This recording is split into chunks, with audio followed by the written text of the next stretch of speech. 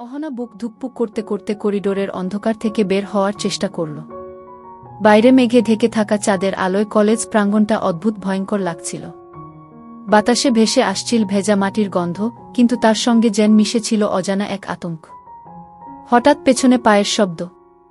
কেউ ধীরে ধীরে এগিয়ে আসছে। অহনা ভয়ে কাঁপতে কাঁপতে বলল, কে কে ওখানে? কোনো উত্তর নেই, শুধু পায়ের শব্দ কাছে আসছে। সে দৌড়ে লাইব্রেরির দিকে ছুটল।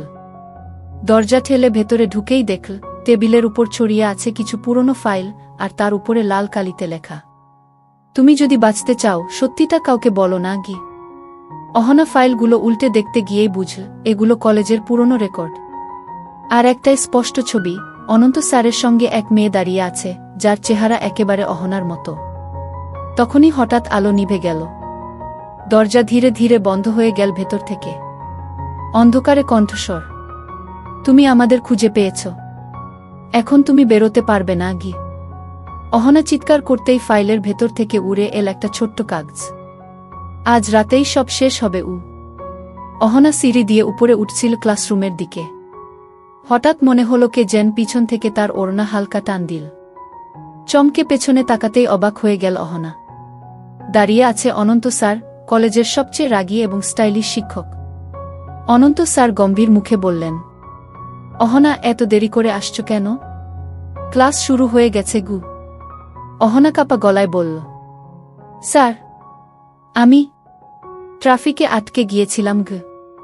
কিছু না বলে স্যার অহনাকে ইশারায় একটি ফাঁকা ক্লাসে নিয়ে গেলেন। অহনার বুক ধুকপুক করছে, শাস্তি পেতে হবে বুঝতে পারছে। অনন্ত স্যার কিছুক্ষণ চুপ করে দাঁড়িয়ে রইলেন, তারপর গম্ভীর গলায় বললেন, তুমি জানো আমি দেরি একদম পছন্দ করি না, কিন্তু একটা জিনিস খেয়াল করেছি, তুমি পড়াশোনায় খারাপ নও, তবুও অঙ্কে ভুল করছো। কি হয়েছে? কোনো সমস্যা? অহনা মাথা নিচু করে বলল, স্যার, বাসার অবস্থা ভালো না, পড়ার সময় পাইনি গে। অনন্ত স্যার কিছুক্ষণ তাকিয়ে রইলেন, তারপর হালকা গলায় বললেন, তোমাকে সাহায্য করব, কিন্তু শর্ত হলো তুমি প্রতিদিন বাড়ির কাজ ঠিকমতো করবে। এখন ক্লাসে যাও। অহনা স্বস্তির নিঃশ্বাস ফেল, কিন্তু তার মনটা অস্থির হয়ে রইল। স্যার হঠাৎ এত কঠোর থেকে নরম হয়ে গেলেন কেন? এর পেছনে কি কোনো রহস্য আছে?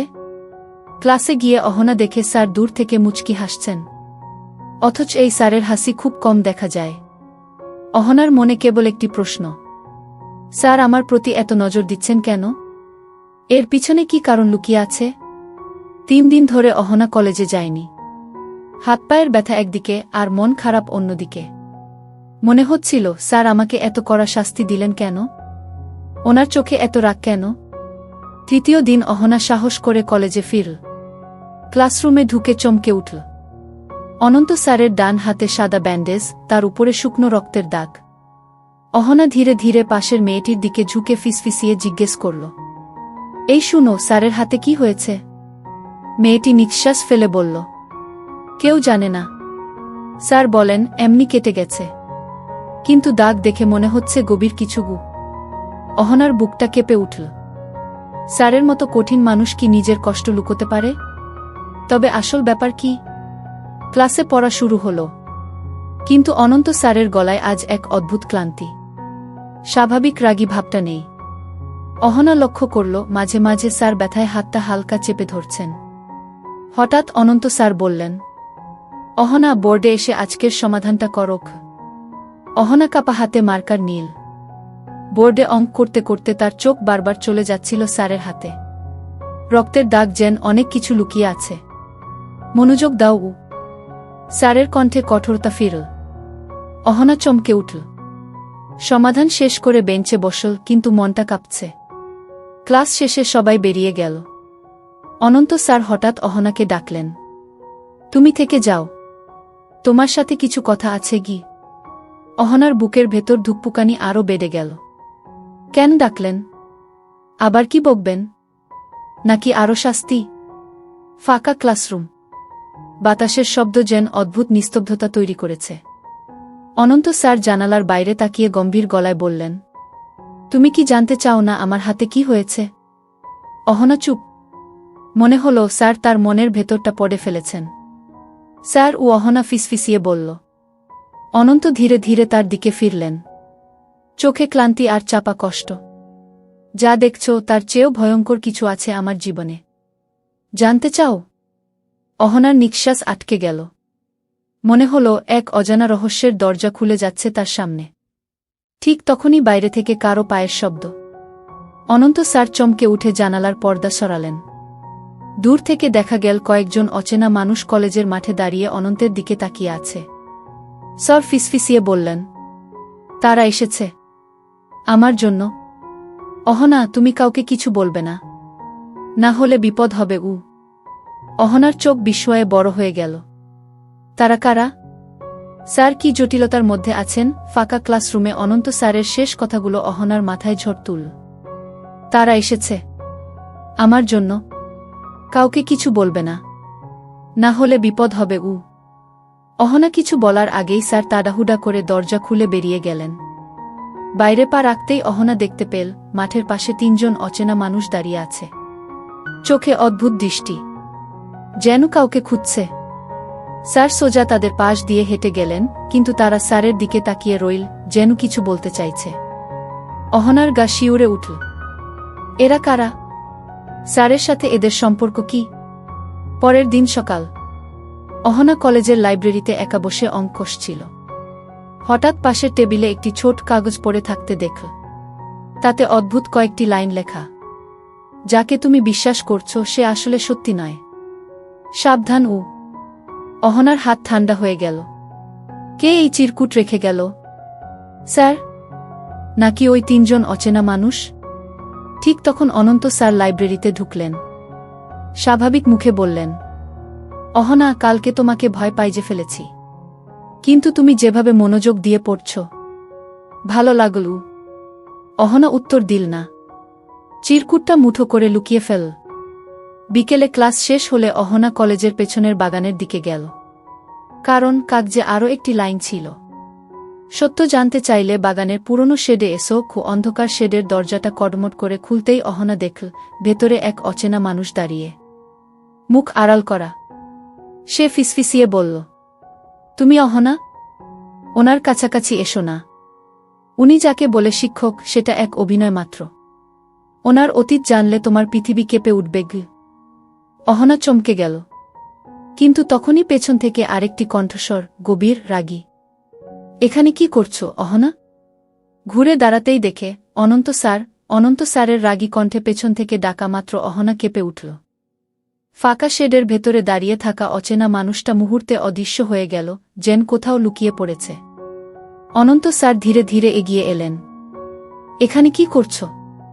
অহনার কণ্ঠ আটকে গেল, কিছু বলতে পারল না।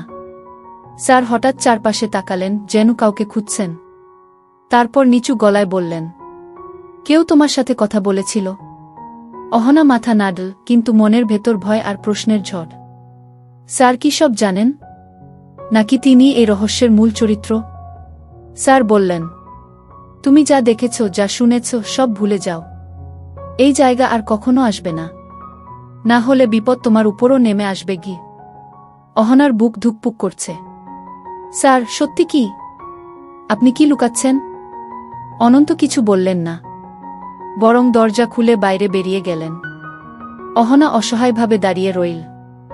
পরের দিন কলেজে আরও অদ্ভুত ঘটনা ঘটল।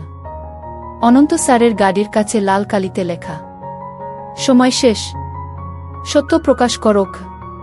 ক্লাসে স্যারের মুখে কোনো অভিব্যক্তি নেই, কিন্তু অহনা দেখল স্যারের চোখে আতঙ্কের ছায়া। হঠাৎ লাইট চলে গেল, পুরো বিল্ডিং অন্ধকারে ডুবে গেল। ঠিক তখনই কেউ অহনার কানে ফিসফিসিয়ে বলল, ওর কাছাকাছি থেকো না, আজ রাতেই সব শেষ হবে। অহনা ঘুরে দাঁড়াতে গিয়ে দেখল কেউ নেই, কিন্তু অনন্ত স্যার দরজার সামনে দাঁড়িয়ে আছেন। তার দৃষ্টি সোজা অহনার দিকে। কলেজের অন্ধকার করিডোরে দাঁড়িয়ে আছে অনন্ত স্যার। তার চোখে এক অদ্ভুত দৃষ্টি, ক্লান্তি, রাগ আর ভয় মিশ্রিত। অহনা থরথর করে কেঁপে উঠল। স্যার! লাইট চলে যাওয়ার পর কেউ আমার কানে কিছু বলল। কে ছিল সে? অনন্ত গম্ভীর গলায় বললেন, তুমি কিছু শুননি, কেউ কিছু বলেনি, যা দেখছ সব ভুল। কিন্তু অহনার মনে হল স্যার জেন নিজেকেই বোঝাচ্ছেন। ঠিক তখনই করিডোরের দূরে হঠাৎ ঝলসে উঠল একটি আলো। কেউ একজন হাতে ছোট্ট একটি টর্চ নিয়ে ইশারা করছে। অহনা ভয়ে জমে গেল। স্যার এক পা এগিয়ে বললেন, অহনা, তুমি ক্লাসরুমে ফিরে যাও। আজকের রাতটা শান্ত থাকুক। কিছু জানার চেষ্টা করো না আগে। অহনা সাহস করে বলল, কিন্তু স্যার, আমি কেন বারবার টার্গেট হচ্ছি? কারা ওরা? অনন্ত গভীর নিঃশ্বাস ফেলে বললেন, কারণ তুমি ভুল সময়ে ভুল জায়গায় ছিলে। হঠাৎ টর্চের আলোটা নিভে গেল। সবকিছু আবার অন্ধকারে ডুবে গেল।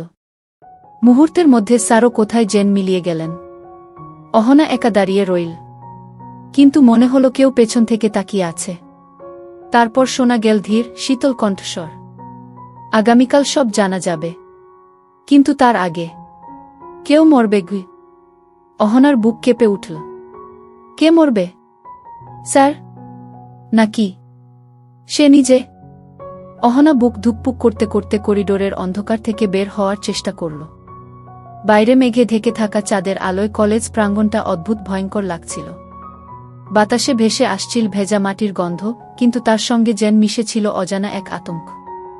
হঠাৎ পেছনে পায়ের শব্দ। কেউ ধীরে ধীরে এগিয়ে আসছে। অহনা ভয়ে কাঁপতে কাঁপতে বলল, কে? কে ওখানে? কোনো উত্তর নেই, শুধু পায়ের শব্দ কাছে আসছে। সে দৌড়ে লাইব্রেরির দিকে ছুটল।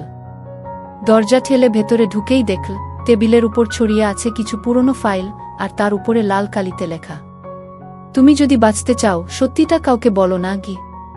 অহনা ফাইলগুলো উল্টে দেখতে গিয়েই বুঝল এগুলো কলেজের পুরনো রেকর্ড।